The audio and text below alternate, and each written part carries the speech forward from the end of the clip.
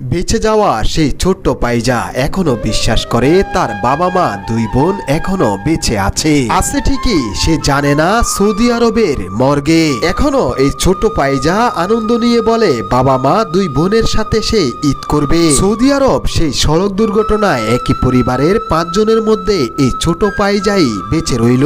এই পাইজাকে দ্রুত একটি সৌদি আরবের হাসপাতালে নিয়ে ভর্তি করেন। হাসপাতালে সবাই অনেক সময় অপেক্ষা করার পর একটা কথাই পাইজা বললেন, মা তুমি কোথায়, বাবা তুমি কোথায়, আমার দুই বোন কোথায়। আর এই ছোট্ট প্রশ্নের উত্তর দিতে গিয়ে সেখানে থাকা সেই ডাক্তারও কেঁদেছিলেন। এই প্রশ্নের উত্তরে সবাই চুপ। তারপরেও তার হাতে একটি পুতুল দেওয়া হলো, তাকে সান্ত্বনা দিল, তোমার বাবা মা দুই বোন অন্য হাসপাতালে চিকিৎসা নিচ্ছে। পাইজা মিষ্টি হেসে বলল, তাহলে তো ভালো, আমরা একসাথে বাংলাদেশে গিয়ে ঈদ করব।